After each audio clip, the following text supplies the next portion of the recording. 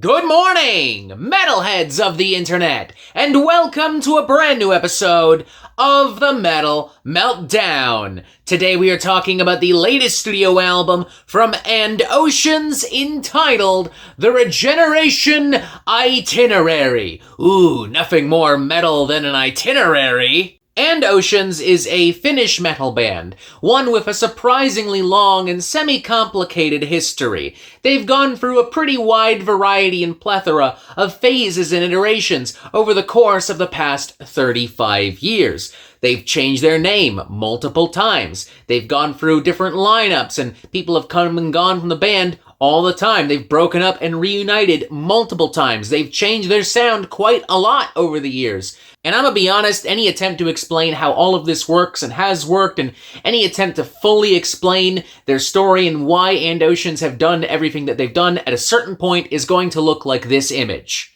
So we're not going to do that. For the sake of today's videos, especially for the newcomers potentially watching, all you really need to know is that And Oceans has been active at various points over the course of the past couple decades and have been consistently known as And Oceans for the last couple of years now. They can be somewhat safely described as a symphonic industrial black metal band of sorts. They've released 2 studio albums in the past 5 years, Cosmic World Mother in 2020, and also As in Gardens, So in Tombs in 2023, both of which I personally really enjoyed. As such, I had semi-high expectations for this brand new album, The Regeneration Itinerary, especially after I received my promo copy and started doing a little bit of research into this particular album and what it really means for And Oceans. Here, longtime guitarist and founding member Timo Kontio writes, "This is our most experimental album since our comeback. It might be considered a continuation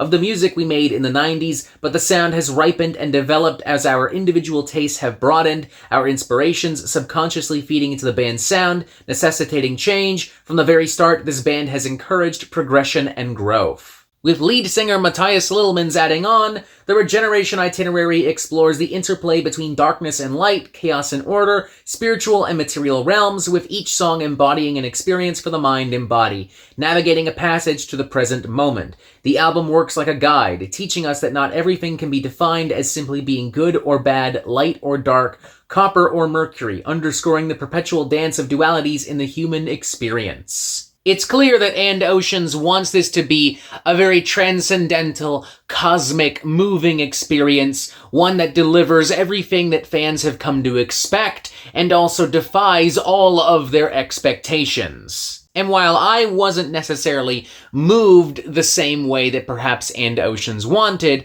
I definitely can picture people being moved by this. It is just such a massive record with so many sweeping cathartic strings and keyboards and electronics, and it has such massive scope and vision. It's cinematic, it's daring, it's powerful, it's diverse and flexible, and it can really catch you off guard if you're not careful. You've got Forniel's I Tree Actor, and yes, I'm aware I probably butchered that. Be aware, I'm gonna butcher more words and song titles.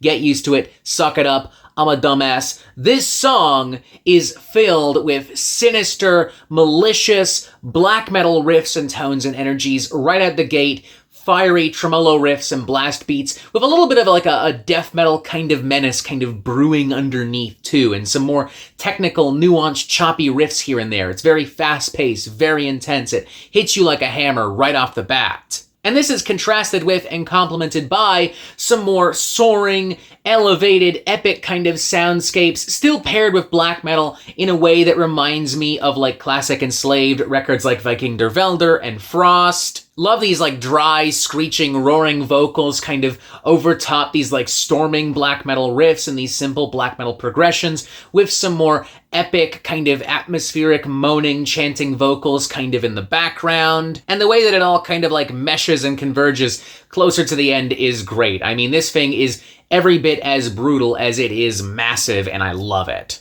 Then there's The Fire in Which We Burn, a very stark, unforgiving, mean cut with a good variety of different tempos and rhythms and riffs and dynamics here. You have these slow, sinister, doomy progressions and drawls and riffs and grooves emanating a real hellish kind of energy and malice. Lots of super tight, visceral, brutal, technical metal riffage as well. Love the use of these like haunting, agonizing, kind of howling, chanting vocals. It almost sounds like a voice crying out in pain in the distance. And though I'm not typically a fan of, like, symphonic black metal bombast and orchestral bluster, I do find myself really enjoying the terminal filter as well. I think that strings and synths and orchestral elements and electronic elements are utilized really well and work well in tandem with these kind of, like, classic black metal progressions and hooks and melodies and atmospheres. The ascending and towering walls of synths and strings and electronics and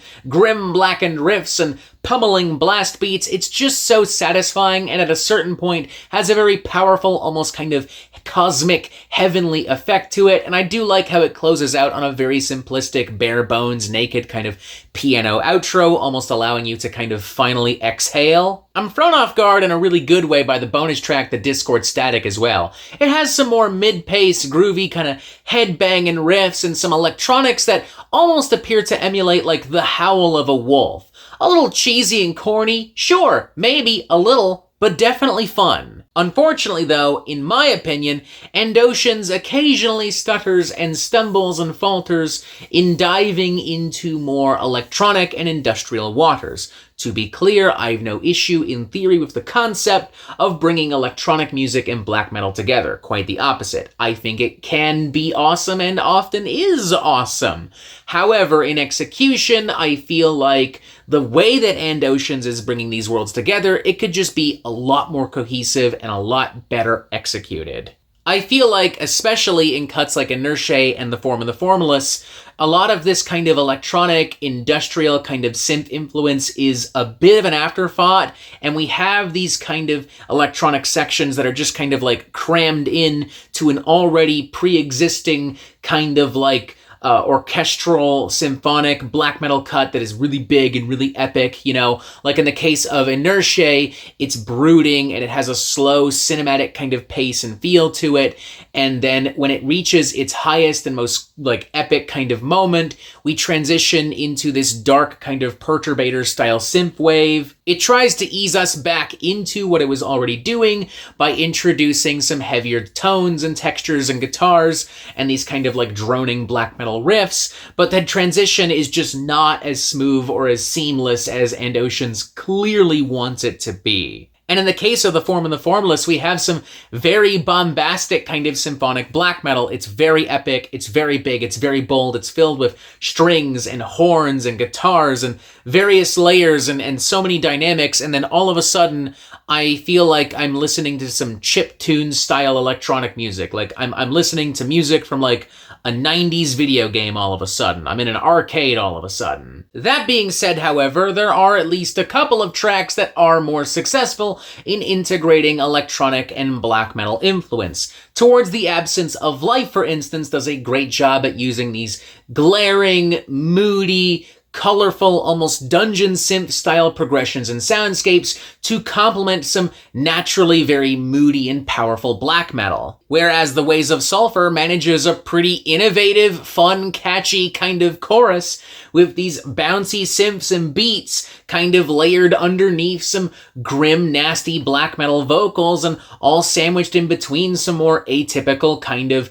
classic black metal and symphonic black metal progressions. Though not a perfect album and not as inspiring or as moving, at least for me, as Endoceans perhaps intended, it is nevertheless a very ambitious album with a lot of really strong moments, and it's very well produced, so I am actually feeling a semi-solid 4 out of 5, perhaps leaning ever so slightly towards a 3.5 out of 5, but like not much. We're more or less like right there in the middle, you know? It's a very dynamic and epic and cinematic record with a lot of different curveballs. They really did bring together influences and spices from across their discography onto this album into a mostly seamless and fluid experience. I think if you love big, bold, badass black metal, but you want something that's maybe a little bit funkier, that'll maybe throw you off your game just a little bit, boom, this is it. I think I would even make the argument that at least out of everything they've done thus far in these past couple of years, this is their best album yet, and I really look forward to seeing how they